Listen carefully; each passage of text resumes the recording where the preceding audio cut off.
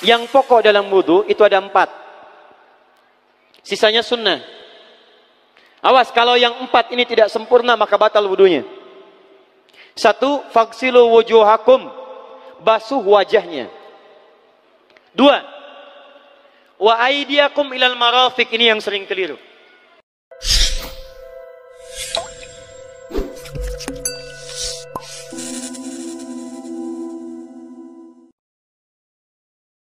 Kalau sholat kamu ingin sempurna, maka sempurnakan dulu wudunya. Awas, hati-hati bu ya, bu. Lihat baik-baik. Kata para ahli hadis, kenapa Nabi mengajarkan wudu dulu? Padahal orang ini yang salahnya sholatnya. Kenapa wudunya yang diajarkan? Kata para ahli hadis, ini menunjukkan ada kaitan antara wudu dengan sholat. Kalau orang benar wudunya, pasti benar sholatnya. Kalau orang wudunya salah, akan berdampak pada tidak sempurna sholatnya. Silahkan ibu cek. Anak ibu wudunya seperti flash. Cepat, kilat. Secepat kilat, itu pasti menunjukkan sholatnya bermasalah. Nah sekarang bagaimana Nabi menunjukkan wudu yang benar? Yuk kita lihat pelan-pelan. Buka Quran surah ke-5 ayat ke-6. Paling kiri sebelah atas. Ayo lihat sini, lihat. Kata Nabi kalau sholatnya ingin sempurna dimulai dari wudu.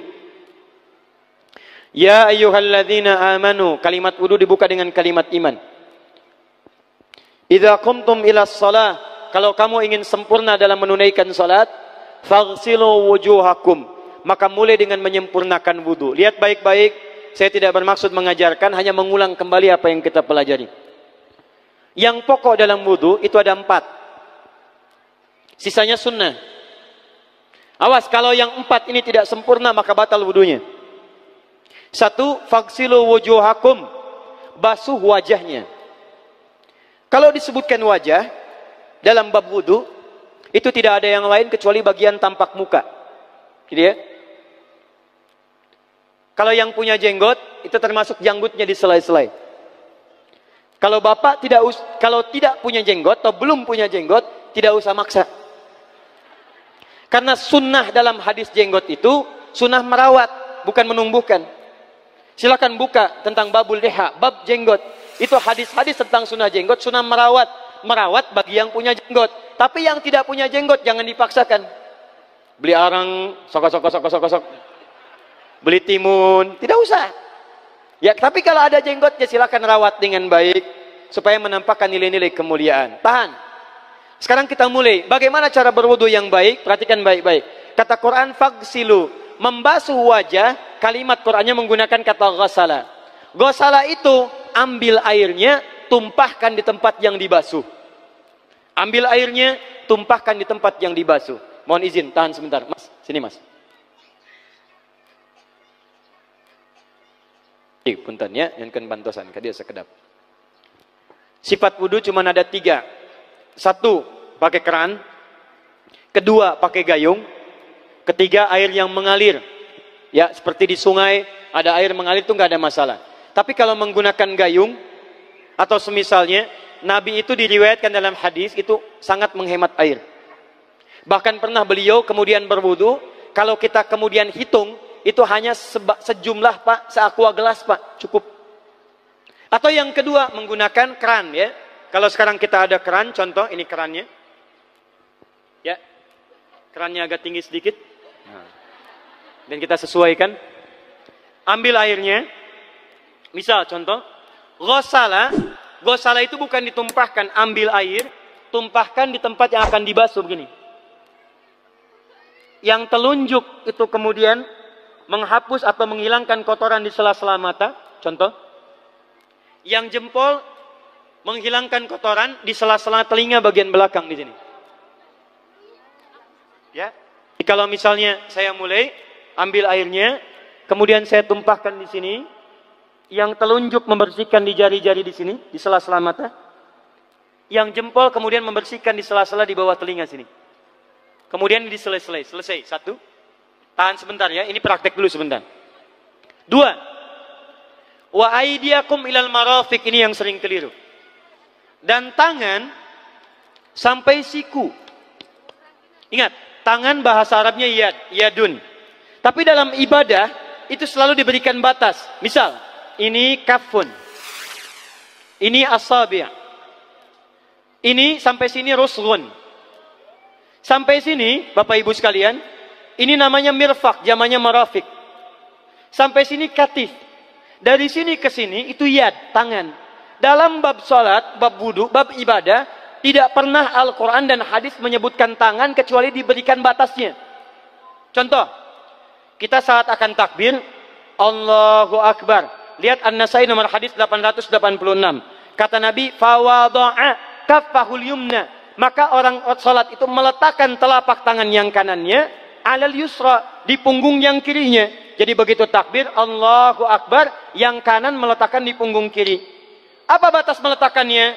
Cuman sampai 3. 1, yang telapak ke punggung begini, jadi boleh begini. Yang kedua, pergelangan ketemu pergelangan begini. Rusgun ala rusgin. Jadi begitu takbir, Allahu Akbar, ini boleh. Tapi nggak usah diukur Pak ya, jangan telat. Allah. Pas, cepat. Boleh nanti lebih sedikit ke sini. Yang tidak boleh, awas, ini dilarang dalam hadis. Yang tidak boleh kata Nabi, jangan engkau bersedekap seperti orang sombong. Kata para ulama bagaimana? Ketika tangannya bertemu dengan mirfaknya begini. Ah, ini awas, sedekap yang dilarang, hati-hati. Kadang-kadang ada orang menes ke puncak subuh-subuh sholatnya begini. Ya, awas nih. Cuman 3 kalau tidak begini, begini atau begini. Dan saat mengangkat itu cepat Pak. Hadisnya cepat. Fawadu'a. Fa itu di ilmu nahu harfu atfin rabitin baina syai'aini bila hudud. Huruf yang menyambungkan 2 peristiwa tanpa jeda, cepat. Jadi antara mengangkat dengan meletakkan langsung angkat Allahu Akbar. Tidak ada gerakan lain. Maaf, saya tidak bermaksud menyalahkan. Saya alhamdulillah ada koleksi 1235 kitab hadis.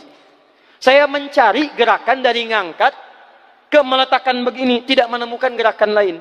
Karena itu jangankan hadis-hadis yang sahih, di kitab hadis palsu pun pemalsu hadis tidak tertarik memasukkan hadis ini. Saking jelas, jadi saat mengangkat langsung begini. Kenapa saya penting terangkan? Karena ada sebagian saudara-saudara kita merasa tidak enak, Ustadz, kalau saya takbir masa kiri duluan, sedangkan kiri kurang bagus, yang bagus kanan. Saya mah pengennya begini aja lah. Begitu takbir, kanan duluan, baru tutup dengan kiri. Jadi begitu diangkat, Allah, kanan masuk, kiri begini, tutup. Kadang-kadang kaki naik dikit. Nah, itu maaf, saya tidak bermaksud menyalahkan, tapi saya belum menemukan hadisnya. Dan pemalsu hadis pun tidak tertarik memalsukan hadis ini, karena saking jelasnya, angkat, tutup. Jelas ya? Nah, sekarang lihat sini. Dalam bab wudu, bahasa Qur'annya mengatakan, wa aidiakum ilal marafiq, dari tangan sampai siku. Ila dalam ilmu nahu harful ghayah, huruf yang menunjuk pada tujuan, batas dari ke. Ana minal an sa'adhab min Menes ila Bekasi. Saya setelah ini akan pergi dari Menes ke Bekasi. Jadi saya berangkat dari mana? Menes. Tujuannya kemana? Bekasi. Tujuan dalam bahasa Arab menggunakan ila, harfu ghayah. Dari Menes ke Bekasi. Menes ila Bekasi. Dalam wudu, lihat. Aidiakum ilal marafiq, ila sampai siku. Bukan dari siku ke tangan. Jadi saat kita mengambil air wudu, ambil airnya, tumpahkan dari sini, ilal marafiq sampai ke siku ke sini. Balikan lagi ke depan. Jadi bukan kerannya dibeginikan, sikunya dibeginikan, takut, bukan. Jadi bukan siku diteruskan ke bawah. Yang tepat itu ambil airnya, kemudian basuh dari sini sampai dengan ke sikunya. Hati-hati, ini ada maknanya. Dan jika benar di hadis Muslim, jika orang wudunya benar seperti ini, maka bersamaan dengan jatuhnya air wudu itu, jatuh pula dosa-dosa dan kotoran yang melekat pada anggota tubuhnya. Tidak cukup dengan amin, nanti kita lihat dulu. Teruskan, saya baru caranya dulu nih. Awas. 3. Wamsahu biru'usikum. Wamsahu, lihat. Untuk wajah, pakai gosala, basuh. Tangan, gosala, basuh. Tapi ketika berpindah pada yang ketiga, wamsahu, berubah jadi masaha. Tahan sebentar ya. Calik. Duduk sini aja. Lihat sini. Pilih. Duduk di sini atau ngapus? Ah, sudahlah. Datang sendiri, nulis sendiri, ngapus sendiri, luar biasa. Cuman di menes ini. Ini awas, ini penting ini Bu ya, penting. Saking pentingnya susah dihapusnya tuh. Dah sini aja. Masaha. Sudah. Masaha artinya mengusap. Kalau yang tadi membasuh, kalau masaha mengusap. Jadi yang ketiga ini tidak usah dibasuh. Jangan tumpahkan air di tempatnya, tumpahkan airnya kemudian usap tempatnya. Pertama, wamsahu biru'usikum. Masya Allah, kata Allah, bagian ketiga usap kepalanya. Awas, hati-hati. Tangan selesai pindah kemana? Bukan ke rambut, tapi kepala. Jadi dalam bab wudu yang diusap bukan rambutnya, kepalanya. Itulah keadilan Allah. Kalau yang diusap kepalanya, semua manusia yang hidup pasti punya kepala. Tapi kalau yang diusap rambutnya, ada ketidakadilan. Karena tidak semua orang punya kepala, punya rambut. Tuh. Nah sekarang lihat sini. Ketika kita diminta mengusap kepala, bahasanya masaha. Masaha itu begini. Ini saya punten. Bismillah. Ini ya. Ambil airnya, tumpahkan, baru kemudian diusapkan ke kepalanya. Paham ya? Kalau yang gosala, ambil, tumpahkan di tempat yang akan dibasuh. Tapi kalau masaha, hati-hati. Ambil airnya, tumpahkan, baru diusap. Jadi bukan diambil air, tumpahkan di kepala begini. Paham? Nah, tahan sebentar. Dan ini menggunakan huruf ba, Masya Allah. Ba, lihat, wajah tidak pakai ba. Tangan tidak pakai ba. Tapi khusus untuk kepala pakai ba. Wamsahu bi. Huruf ba dalam ilmu nahu. Coba dibuka yang suka ngaji. Buka kitab Bughnil Labib an Kutubil A'arib. Halaman 29 sampai dengan 59. Di situ ada penjelasan karya Ibnu Hisham Al-Ansari. Ibnu Hisham Al-Ansari. Itu ada penjelasan tentang makna huruf ba. Huruf ba itu punya 14 arti dalam bahasa Arab. Ada ilsaq, ada istighraq, ada muhabah, ada ba li tab'id. Ba li tab'id dibagi dua. Tab'id ma'al hudud wa tab'id bila hudud. Nah yang ba ini, kenapa pakai ba? Kata para ulama dari huruf ba yang 14 ini, ada 3 makna yang diterapkan dalam ayat wudu. Satu, istighraq. Istighraq itu membasuh keseluruhan. Jadi kalau kita ingin wudu, ambil airnya tumpahkan, basuh keseluruhan dari depan sampai ke belakang begini. Balikan lagi. Yang kedua, at-tab'id ma'at tahdid. Sebagian tapi dengan batas. Kata Imam Asy-Syafi'i, di mana batasnya ubun-ubun? Diboleh kalau kita mau wudu, misalnya ibu tidak bisa membasuh keseluruhan. Sedang pakai kerudung misalnya, jilbab nggak bisa dibuka. Tempat wudunya terbuka. Anda tinggal ambil air wudu, kemudian tumpahkan sedikit, boleh diusapkan bagian kepala sampai ubun-ubun, sah wudunya. 3, at-tab'id min duni tahdid. Sepanjang disebut bagian kepala, masuk kepala nggak ada batas. Ini kepala bukan? Ini kepala? Ini kepala? Nah, jadi kalau Anda berwudu mengusap bagian kepala, itu sudah sah walaupun bagian tertentu diusap di kepalanya. Kapan ini dipraktekkan? Kata Imam Malik, kata Imam Abu Hanifah, ini dipraktikkan kalau seorang memiliki satu sakit di kepalanya yang tidak memungkinkan dibasuh keseluruhan. Misal, mohon maaf, ya ada orang misalnya, mohon maaf ya, tiba-tiba sedang jalan di kebun, tuh jatuh duren. Bu, anak duren ya, jangan duren yang besar. Tiba-tiba nimpa misalnya, duren teh bahasa rangatnya kadu bu, ya, kadupak, kaduhung, ya dan seterusnya. Kadu, nah, nimpa kepalanya, bocor misalnya. Kemudian dalam bocor itu diperban, kata dokter tidak boleh kena air. Saat bagian kepala yang tidak boleh kena air itu, bukan berarti wudunya kemudian bisa batal atau boleh tayamum karena tidak bisa mengusap kepala. Kata para ulama, boleh dia mengusap bagian kepala yang lain yang tidak terluka. Itulah kenapa Allah memberikan huruf ba di sini untuk kemudahan bagi kita dalam menunaikan wudu. Tapi pastinya yang dibasuh kepalanya bukan rambutnya. Jadi kalau ada laki-laki sudah dandan, sisiran, rapi, tiba-tiba keran dibuka, yang diusap cuma rambutnya, ulak. Nah, itu batal wudunya. Tidak sah. Harus diulang. Terakhir kaki. Kaki dibasuh sampai dengan bagian mata kakinya, dan ini tidak perlu saya terangkan karena mudah bagi kita untuk mempraktekannya. Tapi yang ingin saya jelaskan satu ini saja. Perhatikan baik-baik. Yang 4 ini wajib wudu. Tambahannya sunnah. Niat dimasukkan dalam wajibnya. Lihat sini. Kumur-kumur sunnah. Telinga sunnah. Istinsyak sunnah. Yang 4 ini wajib. Tapi terlepas dari wajib dan sunnahnya, perhatikan baik-baik. Kenapa ini disebut dengan wudu? Dan hebatnya Al-Quran mengistilahkannya dengan toharah.